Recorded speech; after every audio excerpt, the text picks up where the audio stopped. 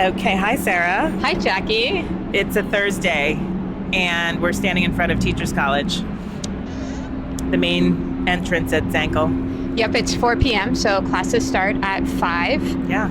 A couple students are walking in the door right now. Yeah, let's follow them in. Yeah. So we've just walked past the security desk. It's actually getting a little louder and busier here as folks move through the hallway. It's chilly. The acoustics are not conducive to conversation, as we're finding. Yeah. And yeah, you've just swiped in. You're trying to juggle all your things. When we walked in, we were trying to find a table, and we couldn't really find one, so we went inside the lounge. Tables and chairs definitely enable it's attention to our bodies. Yeah. It's like we're going to hang out. We're not need to gonna be do able it. to settle. Yeah. Yes. Okay, so let's go see what's happening in Everett Student Lounge.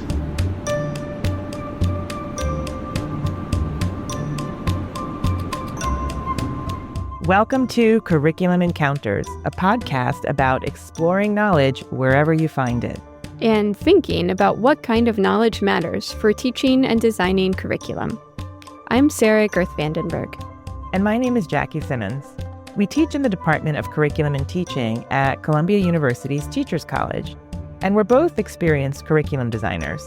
We really love to wonder about how educators make decisions about what to teach and why. This episode is about how learners encounter the intended curriculum of a learning environment. By looking at the design decisions made in social spaces around Teachers College campus, we consider opportunities for learners to co-design curricular experiences. What makes a social space? For me, it's people. It's people in conversation or in proximity. What we're trying to look at is the spaces that were really designed with the idea that people would gather and meet together for all kinds of reasons. So the cafe, the workspace in the library, the cafeteria. And so because they have been intentionally designed, we're looking at them as part of the informal curriculum intended, but maybe not explicit. And we're really going to be paying attention to what are some of those effects of the choices that have been made. How do our bodies move? How do we relate to other people? What do we want to do with our time in these spaces? How are they decorated? And what does all of that do for our sense of how we want to be, whether it's in a deliberate teaching and learning sense or just in an attentive sense?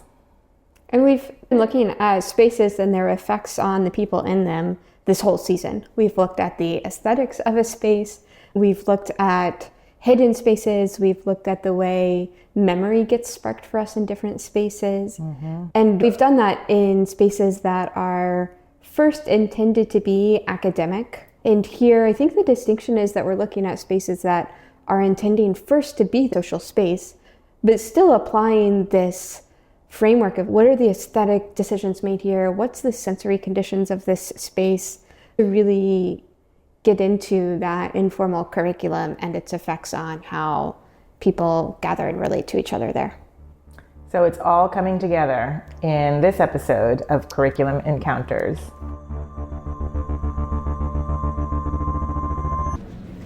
Can you name 5 sounds you heard walking in? That's a really fun question. I heard giggling. I heard zipping. I heard the zipping too. I heard our footsteps. Probably some click-clack of a keyboard. Yes, the click-clack of a keyboard, and I heard a chip bag rustling. Yeah. There are groups of people. There's some chatting. They all have computers or papers in front of them, so suggest a place that's conducive to group work. And it does have a really nice quality to this room, like the large windows, you can see out to the sidewalk. It's one of those nice places, rare in New York, where you can come and work without having to pay for coffee or jostle for access. It reminds me, maybe we should walk over to the cafe and see what's happening over there.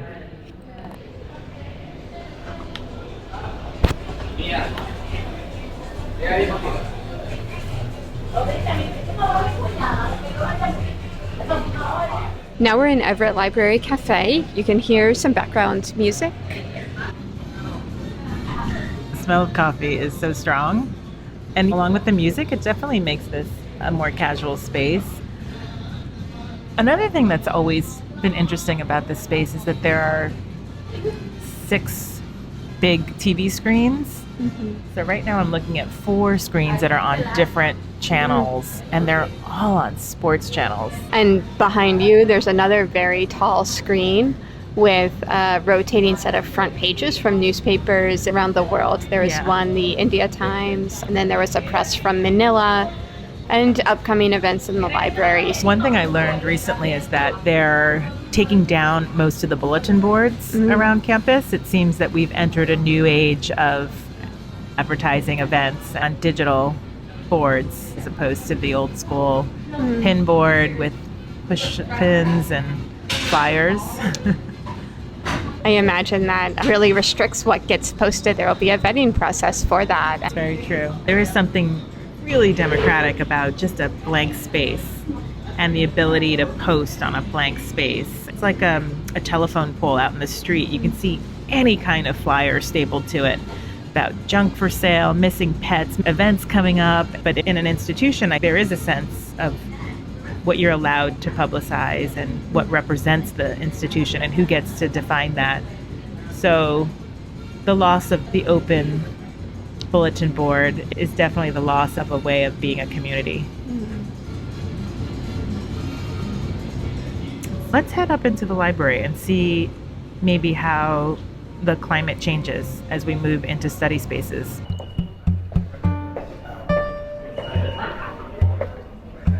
Sarah, this floor is packed. There are so many students on the second floor of the library, and every seat is occupied. I guess we can go stand over here. It looks like this is where everyone is before the 5 p.m. class. And I'd like to think that this is as much a study space as it is a social space. So it seems like there's a little bit of freedom here. That's a really good point. And I also noticed a lot of furniture choices that encouraged collaboration. Even these little armchairs have handles in the back that just say, "Grab me." So you could pull the chairs into different configurations really easily. And there's a whiteboard on wheels. And then they've put in these new tables. I'm not even sure how to describe it. They're like puzzle pieces. Yeah. Yeah, they're so cute. They have little notches. And they kind of jigsaw together. And presumably that's so that you could have a bigger group or smaller group. And maybe suggest even the kind of thinking that might happen here.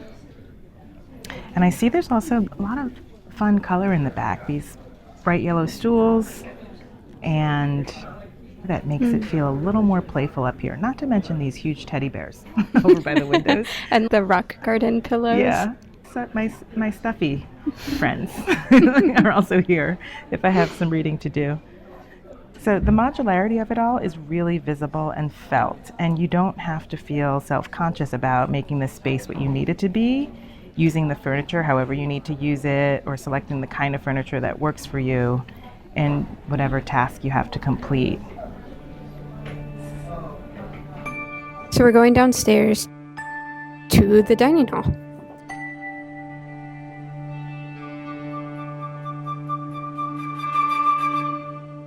I am having such a fantastic time people watching, getting so many fashion ideas from what the kids are wearing these days. I have to come around here more often before class. We just walked through the cafeteria. There was some loud music playing, and now we're sitting in the dining hall, which is, compared to the second floor of the library, pretty empty. It's almost dinner time, so it's really strange to see only 1 or 2 people in line to get food. Yeah, that surprised me. There's a lot of these long dining hall tables that sit maybe 10 students each, but there's only 1 student at most of the tables. Yeah, I think the space has us flummoxed. We're not quite sure what's happening in the Teachers College dining hall, which I always think of as one of the central hubs of social activity in any college, right? Like the dining hall, it's where you see everyone. It's like high school cafeteria. You walk in and then everybody turns around to see who just walked in. And I was expecting that here, but it's quite empty. In contrast, the second floor collaboration space of the library feels like the social space. There were just so many more bodies talking, working, watching, whatever it was, but taking up that space. Yeah, so it's really interesting to think about what's happening in each of those spaces that's working. I come back to our observations on the dragability of furniture, or so many options to choose from in terms of where you might want to sit and hang. Let's talk about the cafeteria food options. I noticed there was a big sign on the wall that said you have two choices, ramen or salad. It's funny because this used to be the cafeteria of all the choices. There were burgers and salads and noodles and soup. And there was a pizza oven, pre-made sandwiches and yogurts. You really had your choice of everything. So it's interesting to see how perhaps a limiting of options may also limit this kind of flexibility that people might be looking for in designing their experience. I do think I want to expand a little bit this curriculum as a menu of options. And we've seen in places where there are more choices, like that collaboration space, in some ways the furniture arrangement is this menu. And you have so many more options than A or B. Yeah. You could sit at the jigsaw tables. You could sit at the living room armchairs around a coffee table. You could sit in the area with the giant teddy bear and rock pebble pillows. Yeah. So many more options. And I think in the language of curriculum design, it's that sense of possibility that's available when you move away from the formal curriculum, what's intended and written, towards the informal, maybe what might be applied, but then also towards the unexpected, where there might be conflict or tension because you can't predict where it's going to go, and that can feel very frustrating and really even scary for teachers. So we sometimes try to overplan to correct for any possible deviation from what we can manage. And yet it's in that space, the space of unpredictability, where all the fun is, where all the creativity is, where the innovation happens. And we really don't know what we're foreclosing by limiting those opportunities. Yeah. And the designers of that second floor stated their aim so explicitly in that sign out saying collaboration space. Right? Talking is encouraged. Yeah. And we didn't go to the third floor, but that's marketed as the quiet space. And we might have seen that being designed well for that purpose. I don't know if in the dining hall there's a really clear purpose beyond having food options. Is the purpose for people to have an experience around food and eating together? Is the purpose to provide this overflow collaboration space? I think you'd make really different choices around that. And I think that's what we're saying with curriculum. The purposes aren't always the obvious. So I think the question we're coming to is how the co-designers of that space want to take it up and make it their own. And when we say co-designers, the folks who originally designed the space, but then all the people who come after them, who inhabit it, who make the space a living one, and they bring their bodies to it, their music, their social interests, their projects. I think it's really interesting to think about teachers and learners as co-designers. We talk about curriculum design as something that somebody outside of the classroom does before they enter. But if we shift that and think about everybody as co-designing in this moment of teaching and learning, then there's really more agency for everybody to be involved, paying attention and attuned to these opportunities that we've talked about.